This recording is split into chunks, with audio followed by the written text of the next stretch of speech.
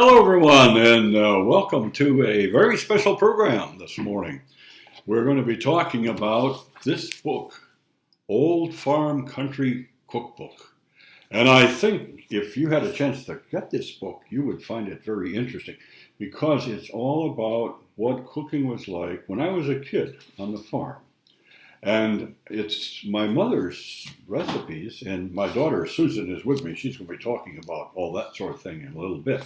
But first, I want to say something about what the kitchen, the farm kitchen, was like on the home farm.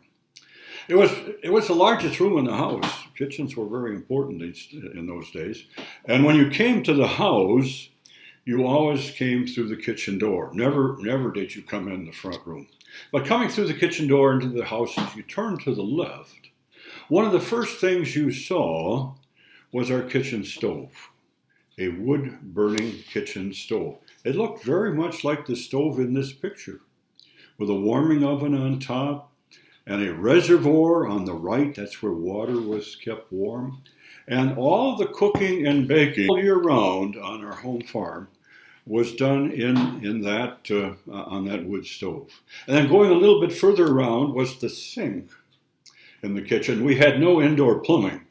We had to carry the water in. There was a water pail that sat on the side of the sink.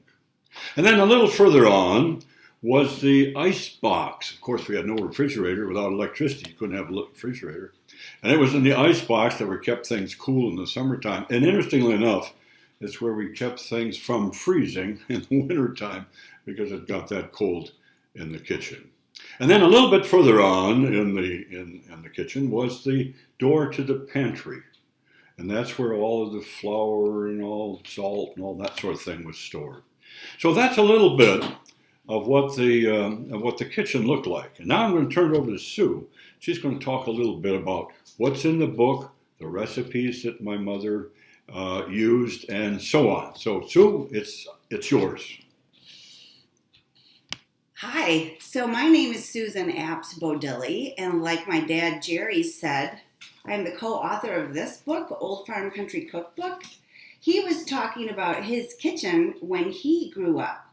So his mother's recipes are the ones that are in this cookbook. So his mother is my grandmother. And this is a picture of my grandmother, Eleanor Apps. And I do remember being in her kitchen when I was little at their farm. But by the time I was there, she did have indoor plumbing and electricity. And as I recall being in her kitchen, when we were working on this project, I realized I never really saw her use any recipes for her cooking. So that was an interesting problem to think about.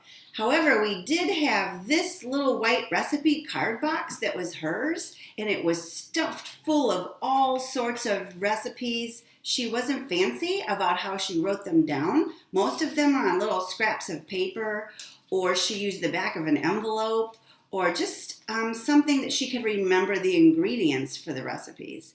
When we were working on this project, we decided to take my grandma Eleanor's recipes and use those as triggers for stories for the cookbook.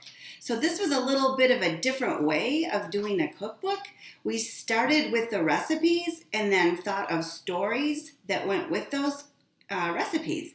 And they were my dad's stories from the time he was growing up in the 1930s and 1940s. And we wanted the recipes to reflect that time period, which was very special growing up in the country on a farm with no electricity and no indoor plumbing. So that means that Eleanor cooked everything on a wood stove. Can you imagine cooking on a wood stove in the middle of a very hot summer? That would be different than the way we do it today.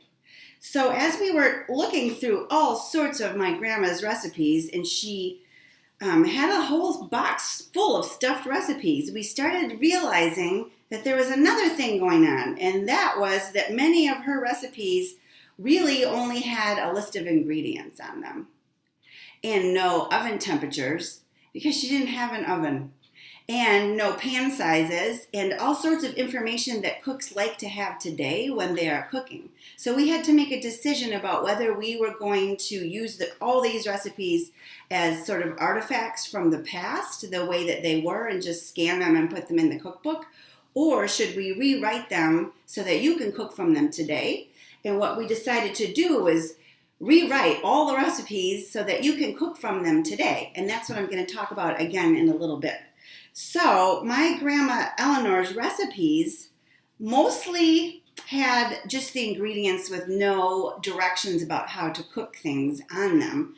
And it was really interesting to go through and look at how many different things she had. She just was farm to table cooking before that was even a phrase. She could go right out to her kitchen garden and get fresh vegetables to cook with. So many of those recipes actually are not in here, but she had a lot of different recipes for cookies and cakes. And the most fun of all is seeing who gave her the recipe. So, for example, this one is oatmeal date bars from our villa. That was her sister. And another recipe for filled oatmeal cookies from Kate Witt. And Kate Witt was sister-in-law. A sister-in-law. And other recipes that she maybe got from a neighbor. So this was a real community thing, and I still share recipes with people and share them. It's really fun to see who made them. This is just a picture of myself younger with my grandma Eleanor and her banana cake. That's one of my favorite recipes that she made, usually for a birthday party. It's really delicious, and that recipe's in the cookbook. So there's your little introduction to my Grandma Apps' little white recipe box, and a little bit about how we took a look at the recipes to put in the cookbook.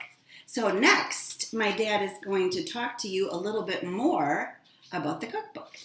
A little bit about what it was like in the summer on the farm, and how that related to the recipes that Susie's going to be talking about just a little bit later.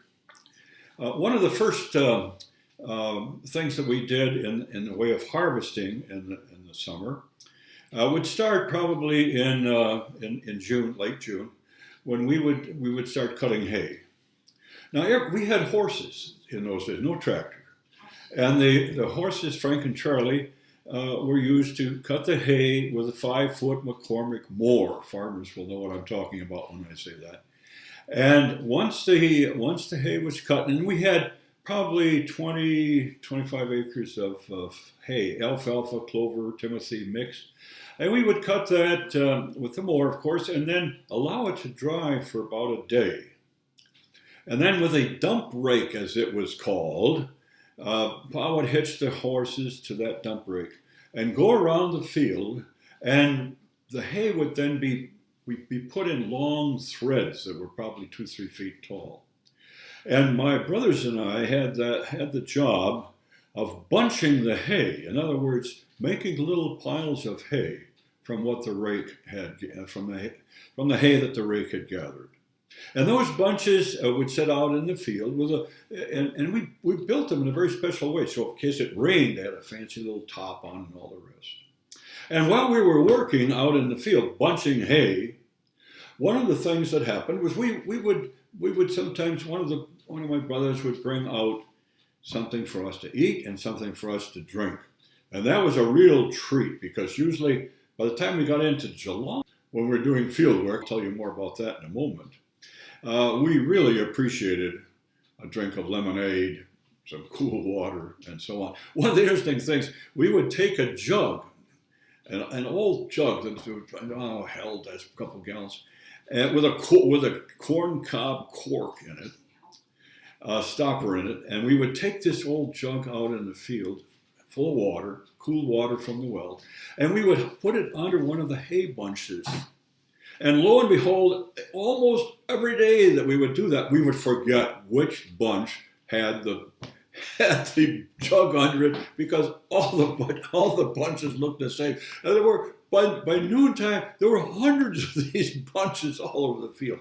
Then the next stage in the process was to pitch those bunches of loose hay on a hay wagon pulled by the horses and hauled to the barn and stored in the upper reaches of the barn. Oh, I enjoy doing that. It sounds silly, But haying season was an exciting time of the year, followed closely by cutting the grain, oats, with the grain binder, pulled again by the team. And the grain binder not only cut the grain, but it formed it into bundles. And it spit the bundles out on the side as it was working. And one of the things that I had to do, my dad helped as well, it was called shocking the grain. I was once talking to some kids about this and said, why in the world were you trying to scare the grain? Well, that's not the point. A grain shock meant you took oat bundles and you put them together and made probably 10 bundles to a shock, something like that. And we stood them up like this. The idea again was to allow the grain to dry and allow it to have kind of a little roof in case it rained. And once again, in the middle of the grain shocking, it was generally, this is in August, hotter and another thing, sort of like the days that we've had in Wisconsin this summer of 2020. And once, in the middle of the shocking, again, generally one of my little brothers would come out to the field carrying some lemonade or some cookies, some kind of a little lunch in the middle of it all. Those are wonderful memories that I have of what it was like in the summer when we worked nonstop from dawn until dark, it seemed. And that was all that we were taking care of the cows, milking the cows, and feeding them and all of that sort of thing. So that's a little bit about what it was like in the summer on the farm during harvest season. And Susie's now going to say something about what went into preparing those treats that came out from the kitchen with the wood stove and the wood burning in the oven and all the rest of it. Hot. Oh, I can't believe my mother would put up with all that, but she did. Obviously, probably didn't know an alternative. So now I'm going to turn it back to Susie to share some of the... Hi, could you picture that hot summer day working in a field and working up a thirst? Well, I'm going to show you how to make one of my Grandma Eleanor's cookie recipes. It's very easy. You can see that I only have things that you probably already have around the house, just a bowl, wooden spoon. I don't have a mixer. I'm not using electricity to mix this up, just like she did when she was cooking in her kitchen. This recipe is on page 293 of the cookbook, and it's called Potato Chip Cookies. The first thing you do to mix up this recipe, and when you mix up any cookie recipe, you think about mixing the wet ingredients first in a bowl and then putting in the dry ingredients second. So we're going to use one whole cup of butter in this recipe to start, and she might have let the butter get to room temperature so it was smoother. I cheated and used a microwave today to get the butter nice and melted. And then we're going to put in 1 cup of sugar, and you'll see that it just sort of all mixes together and gets real smooth. The butter and the sugar are your wet ingredients for the cookie recipe. And then we're going to put in 1 egg. Of course, my Grandma Eleanor had a whole chicken house full of chickens, so she had a fresh farm egg to put in there. And you just keep stirring so the egg kind of disappears, turns the color into a real pretty yellow, yolky color. I'm going to put in 1 teaspoon of vanilla. She liked to use Watkins products. You probably heard my dad tell stories about the Watkins man when he would come and sell her something like vanilla or a can of pepper or any of the spices from the Watkins man. Ooh, I can smell the vanilla in there. Vanilla is such a nice touch to add to cookies. So there's our wet ingredients all stirred up. So I'm going to put that to the side for a minute. And I'm going to take a look at my dry ingredients for cookies. This is 2 cups of flour. And to the flour, I'm going to add baking soda. That's the leavener that makes the cookies rise. And I always thought it was so slick that this baking soda container has that little part right there where you can go ahead and measure right in the box. So I'm going to put my baking soda in there. And if you've measured, I already pre-measured the flour, but you know how to measure flour. You put it in the cup and scoop off the top like that so you have your right measurements. And then I'm just going to take a fork and I'm going to go ahead and move my baking soda into the flour so it's all mixed in and spread around in the flour. like that. Then, this part's really fun. You can do with at home. This is a really great kids recipe, actually, because it's so easy and safe. And I should have told you already to get an adult to turn on the oven. It says preheat oven to 350 degrees. And I also should have told you it's probably good to wash your hands or tie your hair back or do anything like that to keep things nice and clean when you're cooking. This part might get a little fun and messy though, because the flour, if you pour it in too fast, it poofs up. So you just want to do a little bit at a time. I'm going to put a little bit of flour in and go ahead and stir that in. And it's kind of fun because the flour sort of disappears right into your wet ingredients. If you have some family members, you can all take turns and everybody can take a turn stirring in that flour. So it disappears right into your wet ingredients. And as you stir, it should start looking a little bit more like dough, like cookie dough that you think of. I'm going to put another little third of it in and stir some more. If you're doing it with your family members, you can take turns. Like I said, it can be somebody else's turn to stir. So I'm stirring it up. If you have a spatula, that's really good for getting the flour off the edges of the bowl, making sure it mixes in there. And you can see this is all just in one bowl, and I'm just doing this by hand. This is the way my grandma would have done it. You don't need a mixer or any fancy kitchen gadgets to make this cookie recipe. So it's a little bit harder to stir because I'm adding more flour and that baking soda mixed in together. The last little bit of flour goes in. I'm going to go ahead and stir that in. It should start looking more and more like cookie dough. You mix it all in. Don't worry if there's like some bumps and lumps. It just makes it, that's just how it looks. All right, and it smells good. I can smell it. You know that flour, when you mix it with wet ingredients, it reminds me of bread. Mixing that in, it's definitely getting stiffer. Looks like dough now. Here's the fun part of this recipe. And I can imagine my grandma having fun with this because this is the point where you can be creative. In her potato chip cookie recipe, she really did put in potato chips. So I already crushed these up. I counted it's about 20 potato chips, and I just put them in a bowl and crushed them with the back of a spoon. And I'm going to put those in. You probably could tell that there was no salt in this recipe in the dry ingredients. So these potato chips are going to add a little bit of crunch and a little bit of salt and a little texture to the cookies. And then today, oh my goodness, at the store there's so many kinds of flavored chips. Her recipe in this cookbook has butterscotch chips. So this is about a cup of butterscotch chips. I'm going to add those in. So many kinds of flavored chips, though, out now that you can be creative and you can put in seasonal colors of chips.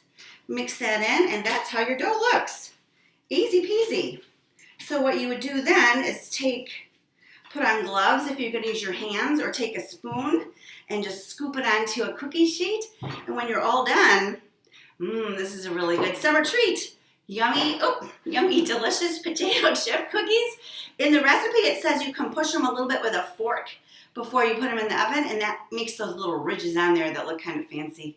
So there you go, potato chip cookies from Grandma Eleanor's recipe box. So, what do you think, folks? On a hot summer day, what could be better than lemonade made with, can you believe it, real lemons? And these cookies that Susie made are something else. I tried one just a moment ago. They are wonderful. And the truth be known, now I hate to have to admit this, but never in my life, well, maybe once or twice, have I followed a recipe for anything. And I should learn how to do this because these are pretty good. And if you want to learn more about all of what we've been talking about, you want to get a copy of Old Farm Country Cookbook, my stories, and Susie's redo of my mother's recipes. Thank you very much for watching. We'll see you again soon.